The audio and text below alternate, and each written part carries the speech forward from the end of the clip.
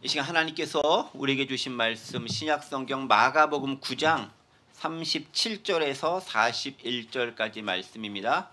마가복음 9장 37절에서 41절까지 말씀 우리 같이 한 목소리로 넉 절, 다섯 절 되니까요. 같이 한 목소리로 말씀 봉독하겠습니다. 시작.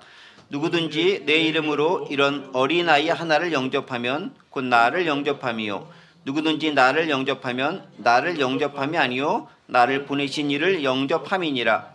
요한이 예수께 여짜오되 선생님 우리를 따르지 않는 어떤 자가 주의 이름으로 귀신을 내쫓는 것을 우리가 보고 우리를 따르지 아니하므로 금하였나이다. 예수께서 이르시되 금하지 말라. 내 이름을 의탁하여 능한 일을 행하고 즉시로 나를 비방할 자가 없느니라. 우리를 반대하지 않는 자는 우리를 위하는 자니라. 누구든지 너희가 그리스도에게 속한 자라 하여 물 한 그릇이라도 주면 내가 진실로 너희에게 이르노니 그가 결코 상을 잃지 않으리라. 아멘. 네. 마가복음에 있는 말씀 함께 묵상하기 전에 하나님의 부르심이 무엇인지 찬송과 더불어서 함께 묵상하면서 또 우리의 마음도 올려드리는 시간 되도록 하겠습니다. 나오시죠.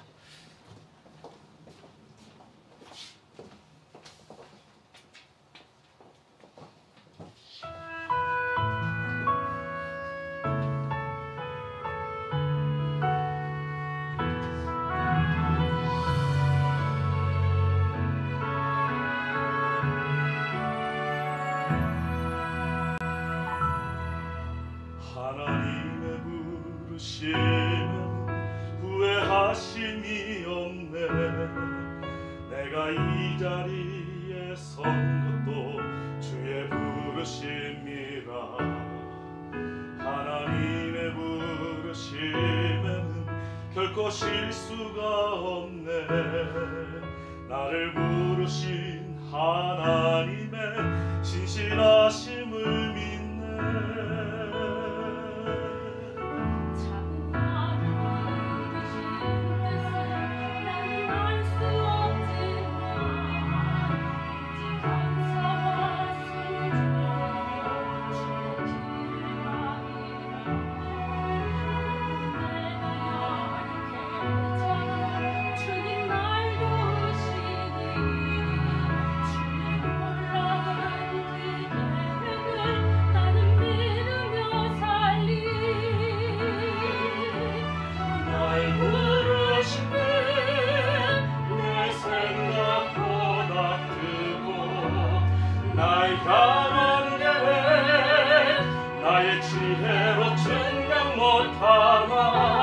가장 좋은 길로 가장 완전한 길로 오늘도 날 이끄신 믿네.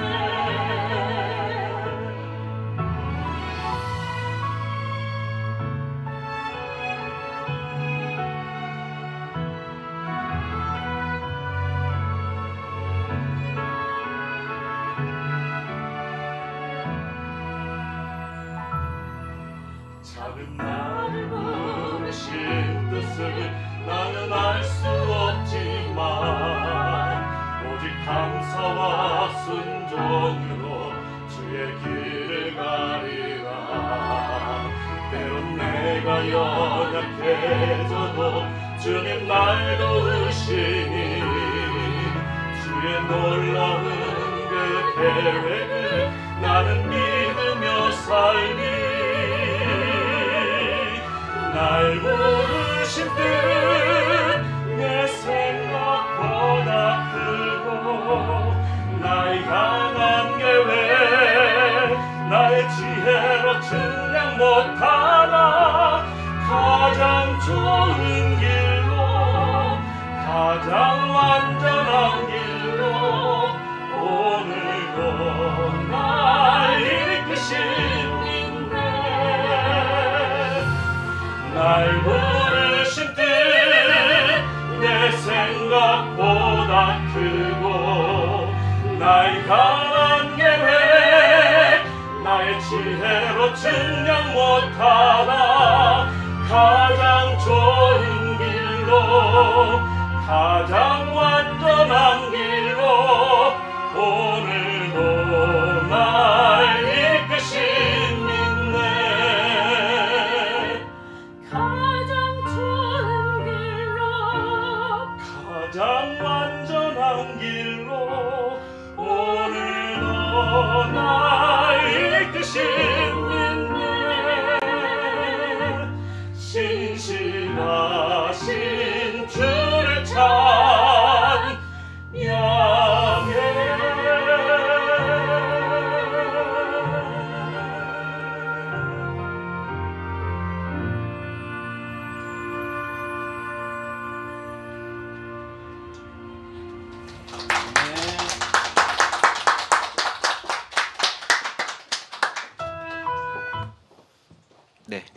두 번 연속 들었으면 그 마음이 가득하지만 그럼 또 제 설교 시간이 더 짧아지니까 하나님의 부르심을 저희가 어떻게 책명할 수 있겠습니까? 가장 완전하시고 가장 좋으신 곳을 인도하시는데 또 그 순간에는 때때로 속상할 때도 있고 때때로 마음 아플 때도 있고 또 지나놓고 보면 그것만큼 가장 좋은 길 없었다라는 걸 고백할 수 있는 것, 그게 또 우리의 부족하고 연약한 인간의 모습이 아닌가 그런 생각이 듭니다. 신앙 고백 가운데 불러주신 찬양이라고 믿고요. 또 그 은혜가 저희의 공동체에도 함께하기를 간절히 원합니다. 마가복음 9장에 있는 말씀 계속해서 은혜를 나누고 있고요. 또 마가복음을 통해서 하나님의 역사가 우리 가운데 함께하기를 간절히 원합니다. 지난 시간에 우리가 그 예수님과 예수님의 제자들이 함께 이야기 나누면서 누가 진짜 섬기는 자의 모습인가에 대한 부분들을 함께 생각을 해봤습니다. 제자들이 원래 무슨 얘기를 하고 있었죠? 누가 더 크냐? 이런 얘기하고 있었죠. 이제 기억이 나시죠? 네가 크냐 내가 크냐 이런 걸 딱 하고, 특별히 하나님 나라가 임했었을 때 우리가 어떤 사람이 더 예수님과 더 친하고 예수님께 더 공헌을 많이 했기 때문에 더 좋은 자리를 차지했을 것인가에 대해서 나름대로 티격태격 나름대로의 여러 가지 배경들 또 나름대로의 그 근거를 가지고 이야기했겠죠. 그것에 대해서 예수님께서 한 칼에 딱 정리해 주시면서 섬기는 자가 큰 자야 라고 딱 말씀해 주면서 정리를 하셨습니다. 그러면서 들었던 비유가 어린아이를 한 명 부르시면서 섬긴다는 게 뭔가에 대해서 이야기해 주셨습니다. 기억하시죠? 섬긴다는 게 뭐죠? 어린아이 하나를 영접하는 것, 그게 섬기는 모습이다라는 겁니다. 그러니까 지금 우리 시대에서 어린아이는 너무 귀하고 아름답잖아요. 특별히 이제 한 가정에 하나, 많아야 둘, 이 정도밖에 안 되기 때문에 그 녀석 섬기고 이렇게 잘 돌보는 건 너무 자연스럽고 당연하고 귀한 것이지만은, 이 당시 말씀이 쓰여질 당시 어린아이는 사람으로 대접을 받지 못하고 또 미성숙한 부분들이 많기 때문에 인간으로서의 아직은 완전하게 인정받지 못하는 그런 부분, 즉 미성숙하고 부족하고 연약하고 별 쓸모없다라는 존재였기 때문에 소위 말해서 소외된 자, 버려진 자, 아직은 인간구실 못하는 자, 이런 사람이 어린아이거든요. 그런 사람을 섬기는 것, 그런 사람을 예수님의 이름으로 영접하는 것, 그게 진짜 섬김의 모습이다라고 이야기했습니다. 그러니까 우리가 섬긴다라는 부분들을 들었을 때 그 개념을 먼저 생각해야 되는 거예요. 섬긴다라는 건 뭐냐? 어린아이와 같은 자를 영접하는 거다. 어떻게? 예수님으로 혹은 예수님께서 보내신 사람으로 그를 영접하고 그를 받아들이고 대접하는 것, 그게 섬김의 기본적인 모습이다 라는 개념을 가지고 있을 필요가 있어요. 그러면 이제 다른 여러 가지 섬김에 대한 얘기가 나와도 우리가 그 근거 안에서 별로 흔들리지 않고 우리가 그것을 해석할 수 있는 나름대로 기준이 세워지게 됩니다. 바로 그런 거죠. 세속적인 잣대로 누가 크냐로 논쟁하는 제자들에게 진짜 섬김은 예수님의 이름으로 어린아이 하나를 영접하는 것이다 라는 그 말씀, 바로 그 말씀이 제자들에게 큰 울림으로 다가왔을 것입니다. 특별히 마가복음 9장 35절에서 지난 시간에 그 말씀이었죠. 예수께서 앉으사 12제자를 불러 이르시되 누구든지 첫째가 되고자 하면 무사람의 끝이 되고 섬기는 자가 되어야 되리라 라는 말씀을 어린아이와 더불어서 이렇게 해석해 주신 것을 우리는 기억을 하고 있습니다. 그 말씀과 더불어서 오늘 말씀이 연결지어져 오는 거예요. 어떻게 연결지어져 오느냐? 어린아이를 영접하되 누구의 이름으로? 예수님의 이름으로 어린아이를 영접하는 것이 무척 중요하다라는 거예요. 이게 되게 중요합니다. 그러니까 오늘 핵심적으로 관통하는 단어가 뭐냐면은 예수님의 이름으로, 예수님의 이름으로.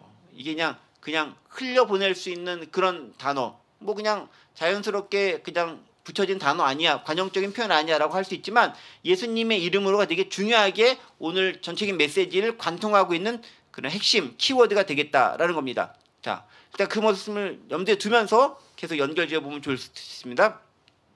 그렇게 섬기는 자에 대한 논쟁, 섬기는 자 예수님의 교훈의 말씀이 끝난 다음에 이제 요한이 갑자기 주제를 바꿔가지고 예수님에게 질문을 하기 시작합니다. 나름대로 요한 똑똑해요. 이제 딴 얘기 하는 거죠. 좀 혼났으니까 이제 나름대로 좀 좋은 얘기로 해서 분위기 전환하려고 시도하는 거예요. 38절이죠. 요한이 예수께 여짜오되 선생님, 우리를 따르지 어떤 자가 있는데요. 그 사람이 주님의 이름으로, 즉 예수님의 이름으로 귀신을 내쫓는 것 우리가 봤습니다. 그런데요, 그 사람이 우리를 따르지 않는 자기 때문에 너 그렇게 하지 마라고 금하였습니다. 잘했죠. 라는 말은 없지만 그 뉘앙스를 깔고 지금 예수님한테 여쭙고 일종의 보고하는 거예요. 그렇죠? 예수님의 이름이 그 당시 나름대로 많이 유명해지고 예수님이 어딘가에 등장하고 나타나기만 했다면 많은 사람들이 와서 병 고쳐달라고, 귀신 쫓아내달라고, 약한 것들 고쳐달라고, 그런 모습들, 또 그 권위 있는 말씀의 권세가 너무 엄청나고 위대했기 때문에 많은 사람들이 예수님의 이름을 들어서 익히 알고 있었을 것입니다. 그리고 또 예수님께서도 예수님의 제자들에게 권세와 권능을 주시면서 복음도 전하고 귀신도 쫓아내고 병자도 고치고 약한 자들도 고치고 많은 역사를, 이적과 기적을 이루게 하신 것들을 그 사람들도 알고 있었을 것입니다. 자, 그러다 보니까 어떤 사람 가운데서 예수님의 이름으로 뭔가 기적을 행하고 특별히 귀신을 내어쫓는 것과 같은 축사를 하는 경우도 보고가 됐던 것 같아요. 또 그런 소문들이 제자들 귀에도 들렸고 또 제자들 직접 목격했을 수도 있습니다. 그런 일이 발생한 거죠. 그런데 그들이 예수님과 함께 다니는 제자들의 무리는 아니야. 정확히 얘기하면 12제자단에 속해 있는 사람은 아니었다는 것입니다. 그러니까 여기 38절 그렇게 기록되어 있잖아요. 선생님, 우리를 따르지 않는 자가, 우리를 따르지 않는 어떤 자가 주의 이름으로 귀신을 내쫓는 것을 우리가 보는데 우리를 따르지 않음으로 금하였나이다.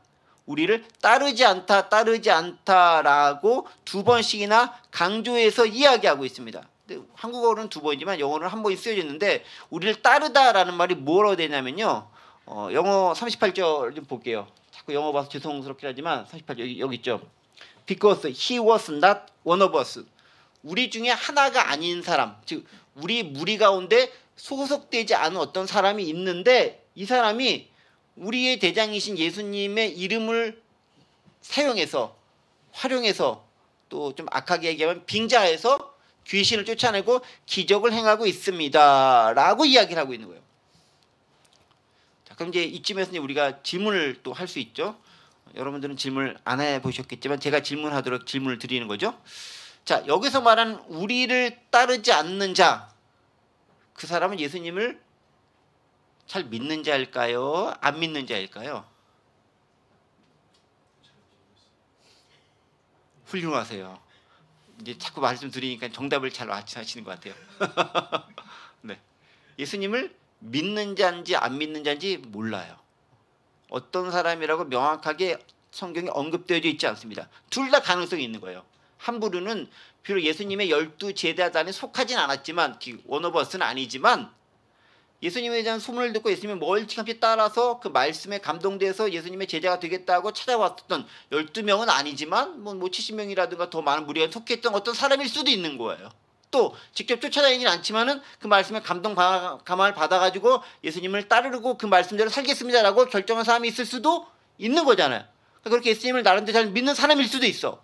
또 반대로 예수님을 제대로 믿지 않고 나름대로의 뭔가 목적을 가지고 예수님의 이름으로 뭔가 나도 좀 해보리라 라는 생각을 가지고 예수님의 이름을 도용, 남용 혹은 빙자해서 뭔가를 이루려는 사람일 수도 있습니다. 어느 쪽일까요? 잘 모르는 거예요. 아직까지는 잘 모르는 거예요. 어쨌든 간에 그런 사람이 있었다라는 것입니다. 이쯤에서 우리가 또 질문을 할 수 있죠. 아니, 예수님을 잘 믿지도 않고 따르지도 않는 사람들 중에서 예수님의 이름으로 귀신을 쫓아내는 게 가능해? 라고 질문할 수도 있죠. 근데 우리는 이미 가능하다는 거 알고 있죠. 몇 번 얘기했기 때문에. 아닌가? 제가 여러 군데서 얘기해가지고 여기서 저기서 얘기하면 좀 헷갈릴 수 있어요. 어쨌든 예수님을 잘 믿지 않더라도 예수님의 이름으로 귀신을 내쫓는 것이 가능한 거예요. 어떻게 알 수 있느냐? 여러분 마태복음 7장 21절부터 23절의 말씀 여기 나올 거예요. 여기 보세요. 여기 이제 어떤 뭐냐면 예수님을 믿지도 않는 사람이에요. 이 사람은. 보세요. 나더러 주여 주여 하는 자마다 다 천국에 들어갈 것이 아니요 다만 하늘에 계신 내 아버지의 뜻대로 행하는 자가 들어가리라. 그날에 많은 사람이 나더러 이르되 주여 주여 우리가 주의 이름으로 선지자 노릇하며 주의 이름으로 귀신을 내어쫓고 주의 이름으로 많은 권능을 행하지 아니하나이까 하리니 그때 내가 그들에게 밝히 말하되 내가 너를 도무지 알지 못하니 불법을 행하는 자들 내게서 떠나가라 라고 얘기하죠. 여기로 봤을 때는 예수님을 제대로 믿는 사람은 아니에요. 그렇죠? 다만 믿는 척했을 수는 있어. 주여 주여 이렇게 했을 수 있어. 그런데 마음으로는 그게 아니었다라는 거죠. 어떻게? 그들과 같은 행동이 하나님의 뜻대로 행동하는 행동의 모습이 아니었다라는 거예요. 그 자기의 목적을 위해서 사적인 유익을 위해서 예수님의 이름을 가지고 많은 선지자 노릇도 하고 귀신도 쫓고 권능도 행했던 많은 사람이 있었다라는 겁니다. 그런데 이 사람에 대해서 어떤 평가가 있습니까? 불법을 행하는 자들아, 내게서 떠나라. 나는 모른다라고 얘기하는 거예요. 그러니까 예수님의 이름으로 기적이 행해질 수 있어요. 권능도 행해질 수 있고 귀신도 쫓아낼 수 있고 이적도 나타날 수가 있어요. 이게 어디선가 봤더니 제가 열심히 주변 목사에서 올렸던 내용 가운데 있었던 것 같아요. 얼마 전쯤에. 네, 그래서 헷갈린 것 같아요. 자, 어쨌든 이 부분은 삭제해 주시고 네. 자, 그런 모습들을 봤었을 때 예수님을 잘 믿지 않는다 할지라도 예수님의 이름으로 뭔가 기적을 행하는 것이 가능하다는 것을 우리가 알 수 있어요. 여기뿐만이 아닙니다. 사도행전에도 마찬가지예요. 사도행전 19장 13절부터 16절 보면은 어떤 이상한 사람 한 명 나옵니다. 보세요.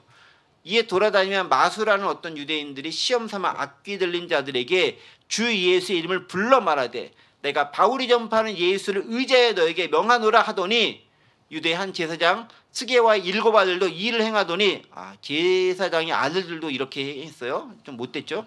악귀가 대답하여 이르되 내가 예수도 알고 바울도 알거니와 너희는 누구냐 하며 악귀 들린 사람이 그에게 뛰어올라 눌러 이기니 그들이 상하여 벗은 몸으로 그 집에서 도망하는지라. 망신 톡톡히 당했죠. 네. 예수님 제대로 믿지도 않고 받아들이지 않고 그 뜻대로 살지도 않으면서 예수의 이름을 빙자해서 악귀더러 너 나가라 라고 하니까 악귀가 딱 알아보고 내가 예수도 알고 바울도 아는데 너 도대체 누구야? 너 그렇게 해가지고 뭐 되겠어? 라고 하면서 망신 톡톡히 당하면서 귀신으로부터 오히려 쫓겨남을 당하는 그런 슬픈 역사가 기록되어 있습니다. 많은 사람들이 이 모습을 또 보면서 또 교훈도 많이 얻었겠죠.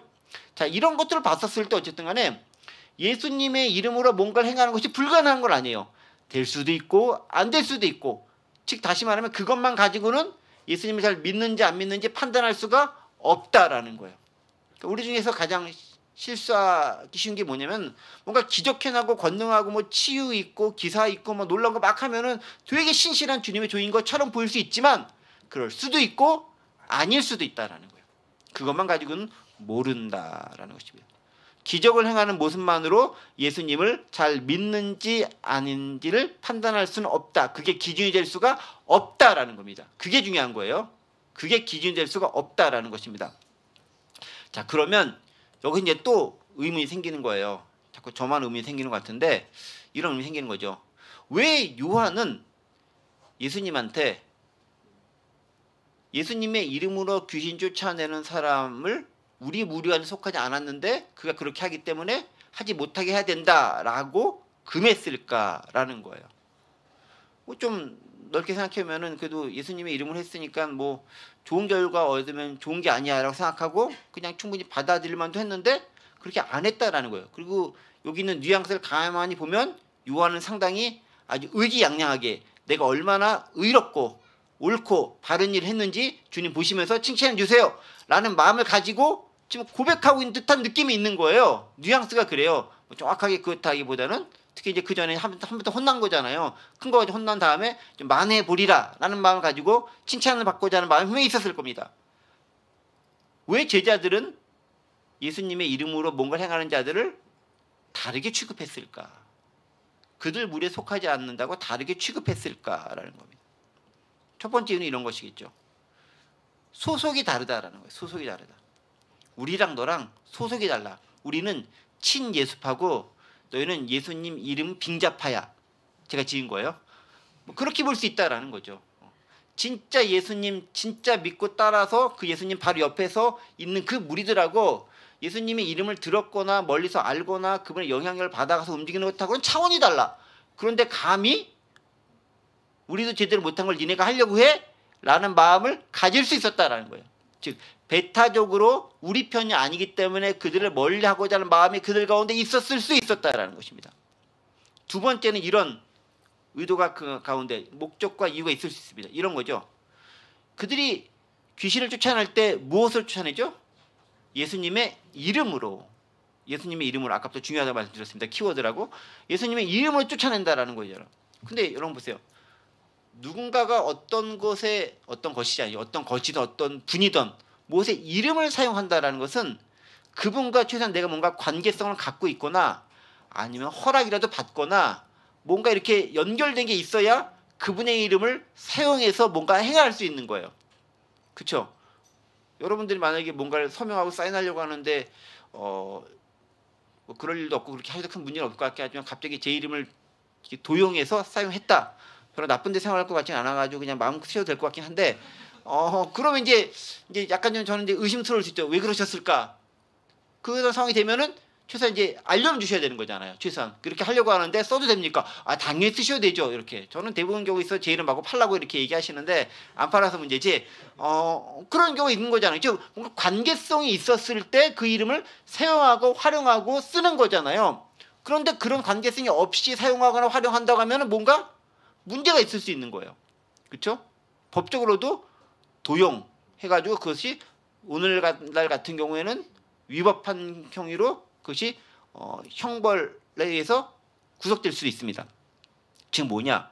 예수 이름은 관계성을 전제로 하는데 그 관계성이 없는 어떤 사람이 무단으로 사용하는 건 무리가 있다라는 게 제자들의 주장인 거예요. 혹은 이렇게 할 수 있죠. 우리는 모르지만 예수님 혹시 우리 말고 따로 또 관계를 맺고 있는 그런 무리들이 있는 거 아니야? 라고 질투 섞인 마음을 가지고 제자들이 예수님께 여쭤봤을 수도 있는 거예요. 어쨌든 간에 누군가 이름을 빌렸다라는 것은 그 이름과 관계를 맺고 있다라는 거죠. 그렇습니다. 그런데 만약에 그 이름을 마구 사용한다면은 그게 문제가 된다라는 거예요. 왜? 그게 속임이 될 수도 있고 위선이 될 수도 있고 거짓이 될 수 있다라는 거죠. 가끔 저기 이런 길거리 딱 가보면 병원 같은데 이게 그 큰 병원 말고 이렇게 동네 의원 이런 딱 보면은 의원에다가 딱 보면은 마크를 막 붙여놓잖아요. 이제 서울대 마크, 서울대 의대 마크, 뭐 연대 의대 마크, 고대 의대 마크 이렇게 붙여놓잖아요. 근데 그거를 만약에 내가 서울대 의대를 안 나왔어. 근데 서울대 의대 마크를 붙여놨어. 이거는 되는 거예요, 안 되는 거예요? 원칙으로 안 되는 거잖아요. 그 관계가 있으니까 그걸 사용하는 거잖아요. 이제 바로 그런 경우 있는 거죠. 무슨 관계가 있느냐라는 거예요. 그러니까 제자들은 관계가 없는데 저 사람들이 잘못 사용이 있습니다. 라는 게 첫 번째 확증인 거고 두 번째는 혹시나 우리 몰래 예수님이 저자가 또 다른 관 갖고 있는 건 아니야? 그럼 뭡니까? 라고 물어보는 의중이 있을 수도 있다. 라는 측면이 그 가운데 포함되어져 있습니다. 근데 그걸 가지고 질문하는 거예요. 어쨌든 부정적인 뉘앙스가 질문하는 거죠. 그러면 안 된다. 예수님의 이름을 함부로 사용하면 안 된다. 라는 게 그들의 목적이었습니다. 그런데 그에 대해서 예수님의 답변은 뭡니까? 39절과 40절이 답변이죠. 읽어볼게요. 예수께서 이르시되 금하지 말라. 항상 제자들이 원하는 것과는 다른 답변을 주로 주세요. 금하지 말라. 내 이름을 의탁하여 능한 일을 행하고 즉시로 나를 비방할 자가 없느니라. 40절 우리를 반대하지 않는 자는 우리를 위하는 자니라 라고 얘기하면서 제자들의 바램과는 다르게 금하지 말라. 무슨 말이에요? 요한은 금했습니다. 잘했죠?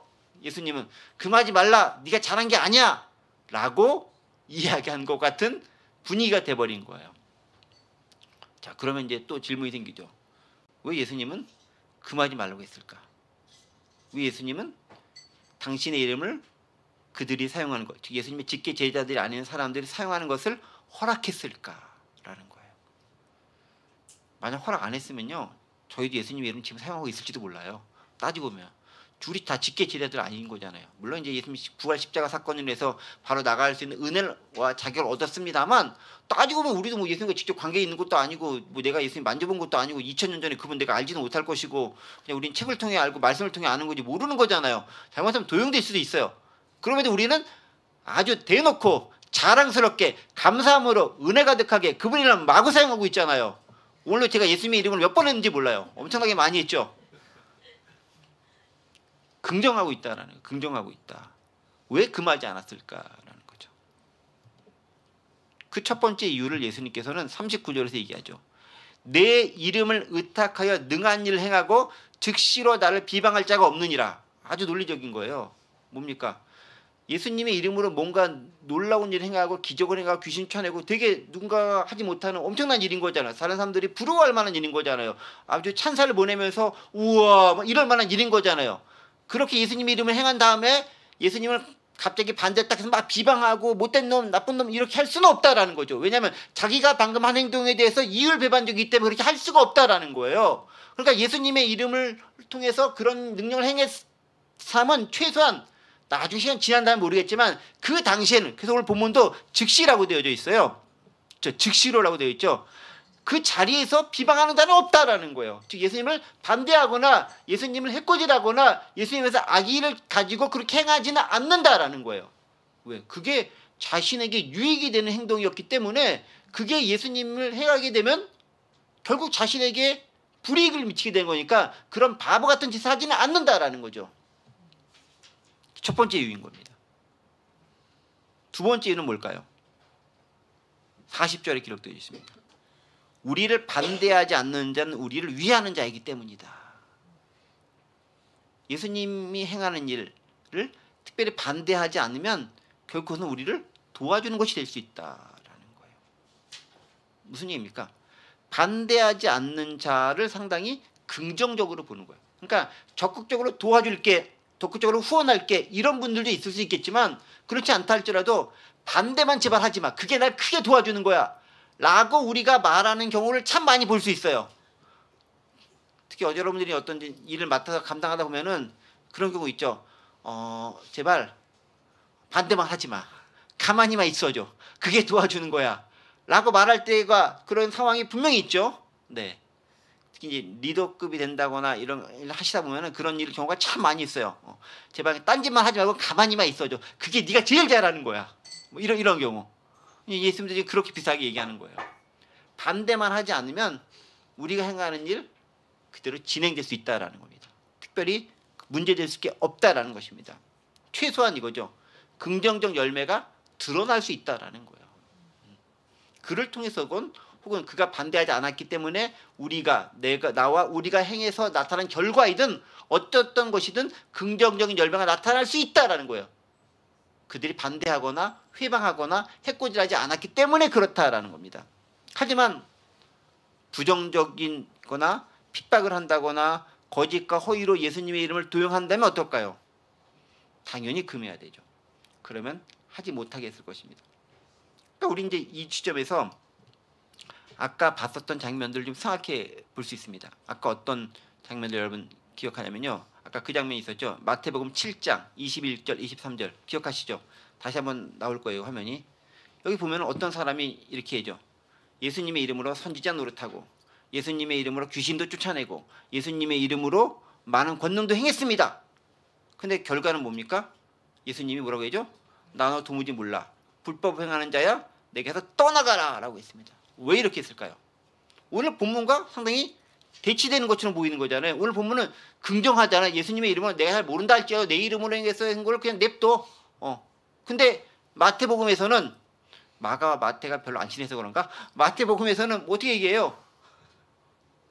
물러가라. 불법을 행하는 자라 떠나가라. 나 너 도무지 몰라 라고 해서 아예 매몰차게 내보내는 것을 발견했어요. 왜 그런 차이점이 발견했을까라는 거죠. 왜 그랬을까라는 거죠. 네, 그렇죠. 마태복음은 하늘에서 아버지의 뜻대로 행하지 않았다라는 거죠. 그 동기와 중심이 무엇인가가 무척 중요하게 작용했다라는 거예요. 동기와 중심. 즉 예수님의 이름으로 선한 동기를 가지고 하나님 아버지의 뜻대로 행하고자 하는 마음을 가지고 일을 행하고 수행을 하고 뭔가를 했다고 한다면 그것의 결과도 주님께서 책임져 주시고 주님 안에서 이루어지는 것일 수 있다라는 거죠. 그런데 그런 순수하지 못한 동기, 어떤 동기였습니다. 순전히 자기의 개인적인 유익을 위해서 예수님의 이름을 빙자하거나 도용하거나 남용하거나 오용할 수 있어요. 그런 경우에 대해서는 주님도 모른다고 하는 거예요. 근데 문제는 그걸 우리가 알아요, 몰라요? 우리는 모른다라는 거죠. 누가 압니까? 예수님만 아신다라는 거예요. 그래서 우리가 그런 부분에서 함부로 판단할 수는 없다라는 거죠. 가장 큰 차이점이 거기에 있는 거죠. 아버지의 뜻대로 그가 진짜로 행했느냐, 그냥 겉으로 드러나는 모습이 귀신을 쫓아내고 기적을 행하고 놀라운 권능을 행하는 것을 보였느냐, 거기에 큰 차이점이 있다라는 것입니다. 그래서 예수님께서 금하지 일은 두 가지인 거예요. 자기의 예수님의 이름을 방금 사용한 사람이 그 예수님을 비방하는 것은 모순이기 때문에 그렇게 할 리가 없다라는 첫 번째 이유. 두 번째는 그가 반대하지 않는다라는 것들은 그도 역시 마음으로 긍정적으로 동조하면서 우리를 향해 적극적으로 나서지는 못하지만 그에 대해서 긍정하고 있다는 표시이기 때문에 대체 오케이다라는 부분들이 두 가지가 포함되어 있다는 것입니다. 그리고 나서 또 41절로 갑자기 이어지는데 약간 좀 생뚱맞은 것처럼 보이는 얘기가 나와요. 41절. 누구든지 너희가 그리스도에게 속한 자라 하여 물 한 그릇이라도 주면 내가 진실로 너에게 이르노니 그가 결코 상을 잃지 않으리라. 41절에는 이제 예수 그리스도의 이름으로 영접한다는 것에 의미를 나옵니다. 41절 상황이 이런 거예요. 어떤 사람이 딱 있는데 그 사람이 제가 예수님을 잘 믿는 사람인지 알아. 그래서 당신 예수님 잘 믿고 계시군요. 그 모습이 너무나 감사해서 제가 잘 식사 대접할게요. 제가 도움을 드릴게요. 제가 후원을 할게요. 제가 여기 머물 수 있는 집을 제공해 줄게요. 라면서 뭔가 접대하는 거라는 거죠. 그것에 대해서 하나님께서는 결코 잊지 않고 상을 허락해 주신다라는 거예요. 왜? 예수님의 이름으로 그가 행했기 때문에 그렇다라고 이야기하고 있습니다. 여러분 바로 이 구절이 아까 37절과도 연결되는 부분입니다. 37절에 뭐라고 했죠? 어떤 어린아이가 있는데 그를 예수님의 이름으로 영접했었을 때 가장 큰 섬기는 자가 되고 귀하고 아름다운 모습이다라고 말씀하셨던 것처럼 41절에서 역시 비슷한 구절, 사실은 동일한 의미예요. 똑같이 나옵니다. 뭐라고? 예수님의 이름으로 너희를, 즉 나를 믿는 너희를 영접하면 그가 큰 상을 받게 될 것이다 라고 얘기하면서 긍정적으로 이야기하고 있습니다. 자, 그럼 이제 여기서 핵심적인 걸 발견할 수 있습니다. 아까 37절, 그 다음에 아까 38, 39절 넘어오면서 41절까지 공통적으로 들어간 단어가 예수님의 이름으로라는 단어가 있습니다. 예수님의 이름으로. 예수님의 이름으로 누군가를 섬겨야 되고, 예수님의 이름으로 누군가를 영접해야 되고, 또 예수님의 이름으로 여러 가지 기적과 이적을 행할 수 있다라는 거예요. 약간 뉘앙스 차이는 있지만 예수님의 이름으로라는 것이 되게 중요한 의미로 들어가게 되더라라는 것입니다. 자, 그렇다고 한다면 예수님의 이름으로 뭔가를 행하는 것이 도대체 어떤 의미를 가지고 있는 것인가? 오늘 봤었던 5구절에 대한 것을 통합적으로 결론적으로 보면서 몇 가지 교훈들을 좀 생각해보고 말씀드리면서 마무리하겠습니다. 첫 번째가 이겁니다. 누군가의 이름을 자신의 사적인 목적을 위해서 사용 혹은 도용하는 건 기본적으로 옳은 일이 아닙니다. 관계성이 없거나 허락을 받지 않은 것 가운데서 사용한다? 옳은 것이 아닌 거예요. 잘못된 것입니다. 최소한 관계성이 있어야 되는 거예요. 우리는 어떤 관계일 수 있습니까? 예수 그리스도를 믿음으로 구원받고 그 안에서 신앙 고백을 한 사람이기 때문에 예수님의 이름을 사용할 권한과 권리가 우리 가운데 있는 거예요. 예수님의 제자로서 살면서 살아가고 결단하고 그 길 가기 때문에 예수님의 이름으로 뭔가 행할 수 있는 자격이 주어지는 거예요. 예수님의 제자의 삶을 살지도 않으면서 예수님을 마구 도용한다고 한다면 그 문제가 달라질 수 있다는 거죠. 자, 두 번째, 예수님의 이름이 높여지고 복음이 전해지면 굳이 막거나 반대할 이유가 없다라는 거예요. 이 지점에서 가장 중요한 것은 동기인 거죠. 그렇죠? 어쨌든 예수님의 이름이 높여지고 어떤 행동을 해서 높여지고 예수님 이름이 전파된다면 굳이 방해하지 않거나 반대하지 않아도 된다는 거예요. 자, 그런데 여기서 이런 것이 있을 수 있습니다. 모든 사람이 항상 똑같이 좋은 동기로만 그 일을 행할 수는 없어요. 또 결과가요, 항상 내가 원하는 대로만 결과가 나오지도 않아요. 또 다른 말로 엉뚱하게 소가 뒷걸음치다가 쥐를 밟아서 좋은 결과를 낼 수도 있어요. 공통점이 뭐냐? 동기도 중요하지만 동기와 관계없이 어떤 결과가 선한 결과가 맺어지게 된다면 그것 자체만 가지고 굳이 반대할 필요까지는 없다라는 거예요. 어떻게 알 수 있느냐? 빌립보서 1장 15절부터 18절까지 바울이 그 얘기를 가지고 언급하는 장면이 납니다. 빌립보서 1장 15절 18절입니다. 제가 볼게요. 여기 있죠. 어떤 이들은 투기와 분쟁으로, 어떤 이들은 착한 뜻으로 그리스도를 전파하나니 이들은 내가 복음을 변증하기 위해 세우심을 받은 줄 알고 사랑으로 하나 그들은 나의 매임에 괴로움을 더하게 할 줄 생각하여 순수하지 못하게 다툼으로 그리스도를 전파하느니라. 그러면 무엇이냐? 거칠으로 하나 참으로 하나 무슨 방도가 되든지 전파되는 것은 그리스도니 이로써 나는 기뻐하고 또한 기뻐하리라. 바울의 자세죠. 어떤 자세입니까? 어떤 사람들은 바울 이놈 좀 골탕 좀 먹어봐. 너보다 내가 훨씬 잘해서 내가 네 인기 다 독차지할 거야 라는 못된 동기를 가지고 예수님을 열심히 전파해가지고 그것을 복음에 잘 전파됐어. 근데 어떤 사람은 바울이 못했던 일 나라도 대신해서 그를 좀 위로주겠다라는 봐가지고 열심히 복음을 전파가 됐습니다. 어떤 것이 더 좋을까요? 물론 후자 쪽에서 좋겠죠. 그러나 어느 쪽이든 그리스도가 잘 전파된다면 나는 다 좋다라는 거예요. 왜? 궁극적인 목적은 복음이 전해지는 거잖아요. 물론 과정이 중요하고 동기가 중요합니다. 그런데 그 동기에 대해서 우리가 얼마나 자세히 알 수 있겠어요? 우리는 모르는 거죠. 판단은 누가? 하나님이 하시는 거죠. 그러니까 빌립보에서 바울이 이 얘기를 하는 거예요. 그 사람 자체에 대해서는 판단하지 않는 거예요. 나쁜 동기로 전하던 선한 종기로 전하던. 근데 그리스도가 전해진다? 나는 좋다라는 보는 거예요. 왜? 예수님이 전해지는 거니까. 근데 그 사람의 그 행했던 동기에 행했던 모습에 대해서 판단은 내가 안 하고 주님께 맡겨드리는 거예요. 그분이 알아서 판단하시겠다라는 거예요. 나는 다만 복음이 전해지니까 나는 그것을 족하다라는 거예요. 그게 우리가 누군가가 어떤 행동을 하는 것에 있어서 가져야 할 자세다라는 거예요. 기본적으로 전제가 한 가지 있죠. 긍정적이고 복음이 전해지고 그것이 유익하게 작동되는 한 해 내에 산도 내에서 그렇게 봐줄 수 있다는 것입니다. 세 번째 연결되는 건데 그렇기 때문에 전하는 사람 함부로 판단하지 말아야 된다는 거예요. 그 정확한 의도와 목적을 우리가 알 수 없다라는 겁니다. 사람 속을 어떻게 알겠어요. 지금 제가 말씀을 나누면서도 순간적으로 이렇게 얘기할까 저렇게 얘기할까 저도 막 왔다 갔다 하고 여기는 원고대로 할 수도 있고 원고와 좀 관계없이 할까 여러 가지 것을 고민하면서 막 왔다 갔다 하는데 그 사람을 어떻게 정확하게 알겠어요. 모른다라는 거죠. 때문에 그것은 내가 임의로 판단하는 것이 적절하지 않다라는 거예요. 판단은 철저하게 하나님께 맡겨드린다라는 거예요. 이 자세가 되게 중요한 자세인 거예요. 하나님께 그 사람에 대한 판단을 맡겨드린다라는 겁니다. 다만 그리스도를 비방하지 않으면 그것을 족하겠다라는 것이 내가 취할 수 있는 최선의 자세다라는 것이죠. 네 번째는요 이거죠. 아까 요한이 가졌던 자세 그거인 거죠. 우리 편에 속해서 예수님의 이름으로 말해야 옳은데 우리 편이 아닌데 우리에 속하지 않았는데 얘기를 해? 잘못된 거야 라고 얘기하지 않습니까?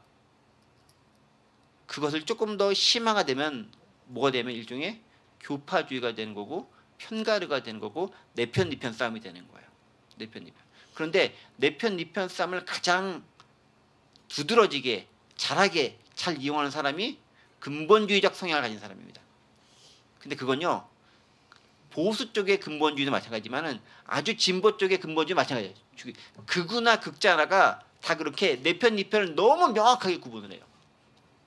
물론 피하 구분이 명확해야 될 때가 있어요. 전쟁을 딱 하는데 적이냐 악이냐 이거는 내 생명과 관련된 게 되게 중요한 부분들이 해요. 그런데 그런 문제가 아닌데 피하 구분을 명확하게 하되 이렇게 구분한 거죠. 내 편이 아니면 다 적이야. 지금 그거인 거예요. 요한이 얘기했던 게 그거죠. 그 예수님의 사랑하신 그 제자 요한이 이렇게 얘기하는 거죠. 우리 무리 안에 속하지 않았으니까 잘못했다라는 거예요. 우리 무리 안에 속하지 않았지만 그가 선한 일 한다면은 대치 오케이 하고 받아줄 수 있어야 될 수 있는데 그렇게 안 보는 거죠. 극단적 배타주의입니다. 우리가 속해 있는 그 무리만이 정답이고 이것만이 옳은 것이고 이것만이 길이기 때문에 여기서 조금 더 벗어나면 안 된다라는 거예요. 물론 예수가 길이요 진리요 생명인 것을 맞고 그분을 떠나면 부은이 없는 건 맞습니다. 그런데 다 예수의 이름을 하잖아요. 그리고 선한 결과가 맺어지고 있잖아요. 그럼 뭐가 문제냐라는 거죠. 여러분 그래서요. 아주 극단주의인 사람들이 근본주의적인 극단주의인 사람들이 이런 걸 강조해요. 그거 아니면 안 된다라는 거예요. 그거 아니면 안 된다라는 거예요. 예배의 순서도 반드시 그 정해진 순서 똑똑똑똑 되면 되는 거예요. 주일 예배는 항상 11시에서 12시 사이에만 대예배를 드려야 되는 거예요. 왜? 그게 정답이니까. 되게 위험한 거죠. 내 편이 아니면 적을 맞는 태도가 무척 위험하다라는 거죠. 그런데요, 여러분 기독교도 되게 많은 교파가 있잖아요. 이게 물론 부끄러운 모습이기도 해요, 사실은. 이렇게 많이 갈라지는 게 기독교도 갈라졌지만 사실 개신교도 더 많이 갈라졌죠. 이게 부끄러운 모습이기도 해. 그러나 그것들은 또한 다양성의 모습이기도 한 거예요. 우리가 그렇게 넓힐 필요가 있는 거죠.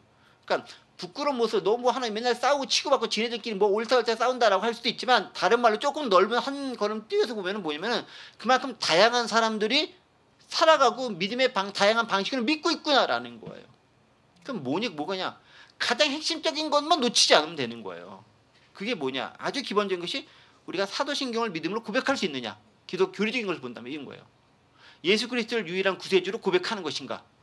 기독론, 구원론. 예수 그리스도로만 구원받는 것을 믿느냐? 구원론. 아주 기본적인 몇 가지에서 우리가 명확하게 동의하고 거기서 우리가 크게 벗어나지 않는다면은 형제로서 포용해 줄 수 있는 거예요.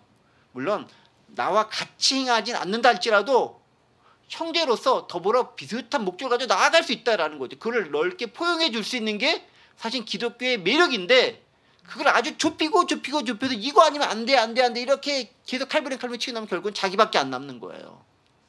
나만 옳은 게 되는 거죠. 결국은 어떻게 되는지 아십니까? 너만 틀린 사람이 되는 거예요. 그래서 기독교에 필요한 것은 배타주의가 아니라 포용인 거예요. 배제가 아니라 포용인 거예요. 그래야 복음도 전파되는 거예요. 본질을 잃어버리고 정체성을 상실한 다음에 포용하라는 게 아니에요. 가장 기본적인 핵심의 본질이 뭔지 정확히 알아야 됩니다. 그 아는 것을 바탕으로 해서 폭넓게 우리를 열 수 있어야 다른 사람이 더불어 우리 가운데 들어올 수 있는 거죠. 조금만 다르면 다 쳐내고 누가 들어오겠어요. 결국은 나밖에 안 남아요. 그러면 내가 틀린 사람이 되는 거예요. 결국은 묘한 역설이 되는 거죠. 마지막 한 가지 것. 우리의 선행은 그래서 우리의 이름이 아니라 예수의 이름을 할 수 있어야 된다는 겁니다. 왜? 이건 동기의 문제이기 때문에 그래요. 선행을 내 이름으로 하면 내가 드러나고 싶은 거잖아요. 예수의 이름을 하지만 내가 드러나고 싶은 것을 강조하게 하다 보면은 결국은 나가 중심이 될 수 있다는 것입니다. 그런데 예수님의 이름이 드러나고 내가 감춰지게 행동하고 말하는 것, 그게 무척 중요하다는 거예요.